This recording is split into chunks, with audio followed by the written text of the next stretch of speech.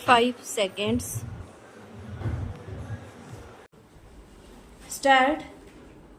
महोदय, जब हम भारत के संपदाओं और उत्पादन के उपादानों के संदर्भ में भारत के अर्थव्यवस्था की चर्चा करते हैं तो उस समय अनिवार्य रूप से उपयुक्त टेक्नोलॉजी से संबद्ध प्रश्न उठ खड़े होते हैं। विराम। इसके लिए कोई निश्चित उत्तर नहीं दिया जा सकता। यह तो अलग अलग उद्योग के लिए अलग अलग होगा। विराम। कुछ उद्योग अपरिहार्य रूप से पूंजी प्रधान होंगे। विराम। इसका हमारे सुधारों और विदेशी निवेश से कोई संबंध नहीं है। विराम।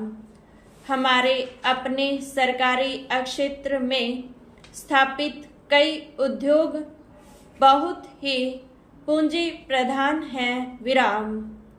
ऐसे भी कई क्षेत्र हैं जहां उत्पादन के श्रम प्रधान तरीकों का उपयोग होता है और वे प्रतियोगिता का सामना भी करते हैं। विराम। सारी दुनिया में हम आज यह देख रहे हैं कि एक जगह वेतन अधिक होने के कारण तथा दूसरी जगह सस्ते विकल्प होने के कारण उद्योग अपने स्थान बदलते रहते हैं। विराम। यह बात एक दूसरे से कतई भिन्न क्षेत्रों पर भी लागू होती है, जैसे वस्त्र उद्योग, चमड़े का सामान, इलेक्ट्रॉनिक्स और कई अन्य उद्योग। विराम। अन्य स्थानों से आकर भारत में जो निवेश किए जा रहे हैं वे ठीक इन्हीं कारणों से किए जाते हैं और ये उद्योग बड़ी मात्रा में रोजगार प्रदान करेंगे। विराम। यह आर्थिक निर्णय लेने की स्वाभाविक प्रक्रिया का अंग होता है। विराम। ऐसा सोचना अनुभवहीनता ही कहा जाएगा कि भारत में पूंजी प्रधान उद्योगों की स्थापना लोग जानबूझकर करें, बिना इस बात पर विचार किए कि दोनों देशों में आपेक्षिक मूल्य और हमारे सुस्थापित तुलनात्मक लाभ क्या है। विराम।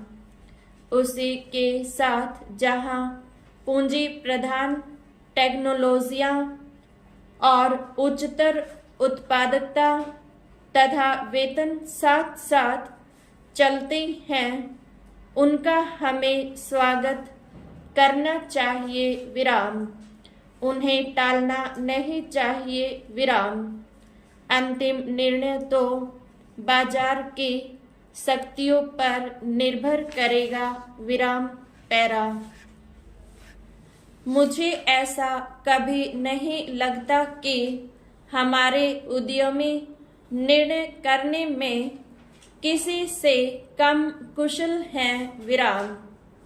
तथापि यहाँ पर यह जोर देना अप्रासंगिक नहीं होगा कि टेक्नोलॉजी का चुनाव अत्यंत सावधानीपूर्वक किया जाना चाहिए। विराम।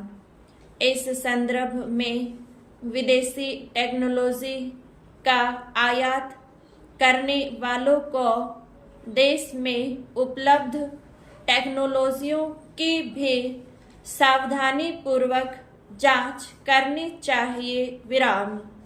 सामान्य रूप से टेक्नोलॉजी का विलयन और अंगीकरण उतना महत्वपूर्ण नहीं होता जितना टेक्नोलॉजी को तैयार करने की अक्षमता पैदा करना विराम। हमारे पास अक्षमताएं हैं और इस क्षेत्र में हमें अपनी संपदाओं का इष्टतम उपयोग करना चाहिए विराम। वास्तव में तो अपने ही देश में विकास और अनुसंधान करने का स्थान और कुछ नहीं ले सकता विराम। तभी हम प्रतियोगिताओं का लाभ उठा सकते हैं, विशेषकर उस स्थिति में जब अन्यत्र टेक्नोलॉजी में विकास बड़ी तेजी से हो रहा है और उसके पुराने पड़ने की दर भी बहुत ही ज़्यादा है विराम। यह बात पूरी तरह स्वीकार की जाती है कि नियंत्रणों और परमिटों की प्रणाली से ईमानदारी का खात्मा हो जाता है विराम। उदारीकरण प्रक्रिया का तात्पर्य इन नियंत्रणों को समाप्त करना है विराम। मुझे यह देखकर सचमुच बहुत खेद होता है कि इस संक्रमण काल में जब हम लाइसेंस राज से उदारीकरण की प्रणाली की ओर बढ़ रहे हैं, सृजनात्मक समायोजन हो रहा है विराम।